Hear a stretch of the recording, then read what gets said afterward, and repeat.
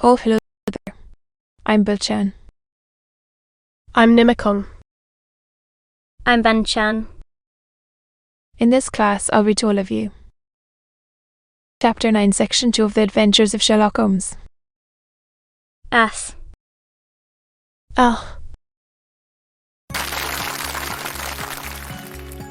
The Adventures of Sherlock Holmes. Author Conan Doyle. Chapter 9, Section 2. Sherlock Holmes.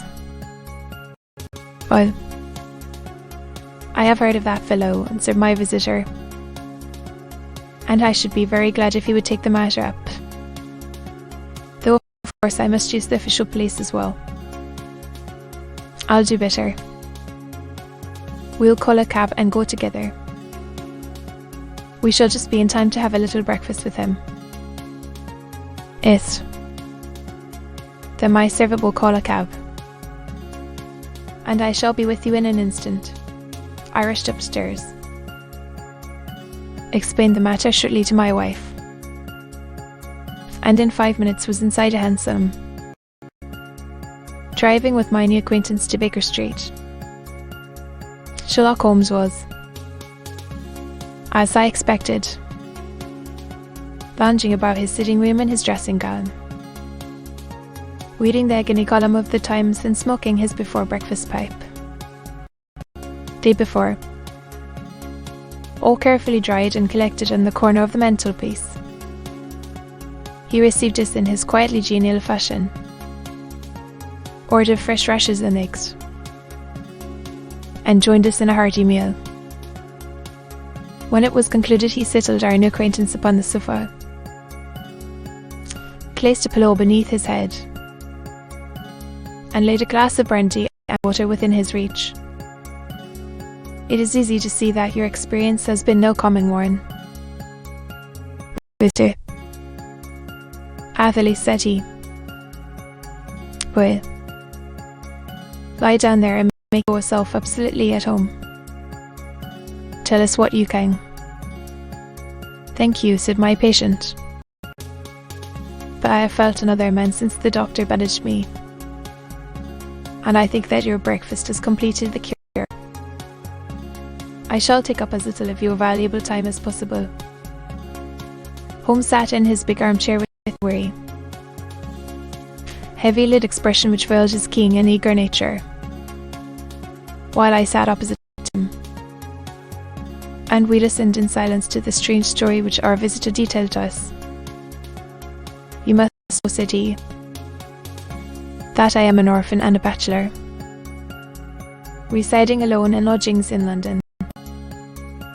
By profession I am a hydraulic engineer, was apprenticed to Venner and Matheson, the well-known firm of Greenwich, 2 years ago. Having served my time, and having also come into a fair sum of money through my poor father's death, I determined to start in business for myself and took professional chambers in Victoria Street. I suppose that everyone finds his first independent start in business a dreary experience. To me it has been exceptionally so. During 2 years I have had 3 consultations and 1 small job, and that is absolutely all that my profession has brought me. My gross takings amount to 27 October 22nd, 2023. Every day, from 9 in the morning until 4 in the afternoon, I waited in my little den, until at last my heart began to sink, and I came to believe that I should never have any practice at all. Yesterday, however, just as I was thinking of leaving the office, upon business, he brought up a card, too, with the name of Colonel Lysander stark engraved upon it. Close at his heels came the Colonel himself, a man rather over the middle size, but of an exceeding thinness. I do not think that I have ever seen so thin a man. His whole face sharpened away into nose and chin, and the skin of his cheeks was drawn quite tense over his outstanding bones. Yet this emaciation seemed to be his natural habit, and due to no disease. For his eye was bright, his step brisk, and his bearing assured. He was plainly but neatly dressed, and his age, I should judge, would be nearer 40 than 30. But still, Athale, said he, with something of a German accent, you have been recommended to me. Mr. Athale.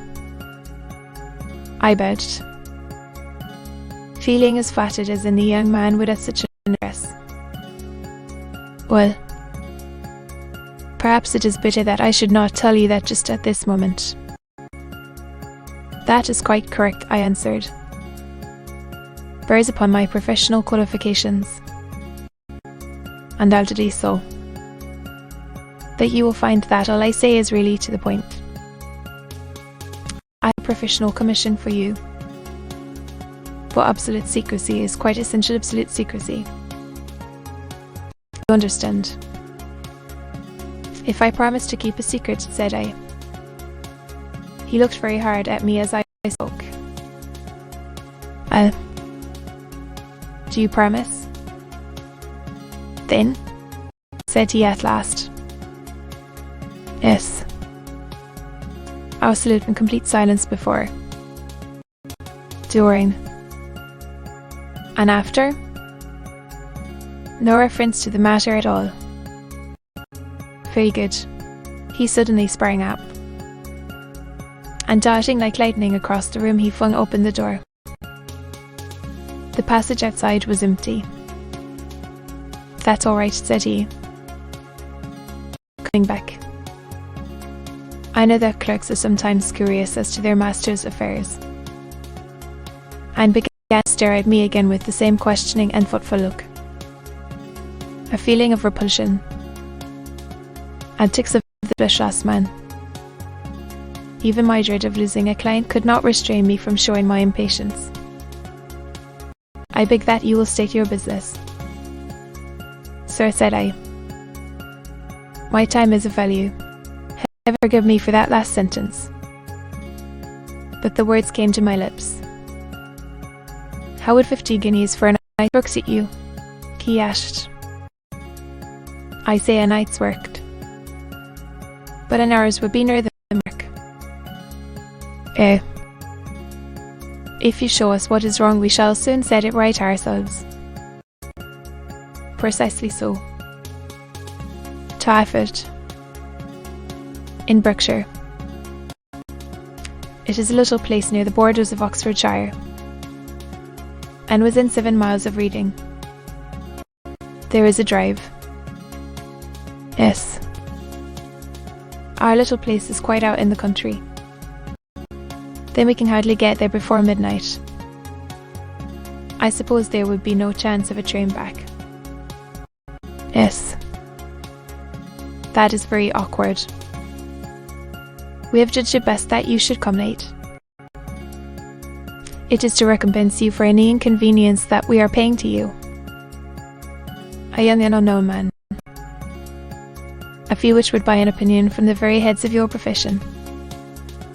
Still, of course, if you would like to draw out of the business. I thought of the 50 guineas, and of how very useful they'd be to me. Not at all, said I. I shall be very happy to accommodate myself to your wishes.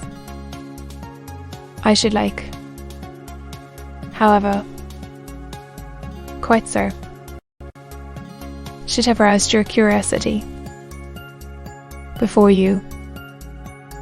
Then the matter stands thus. You are probably aware that Fuller's Earth is a valuable product within of my fields. To be continued.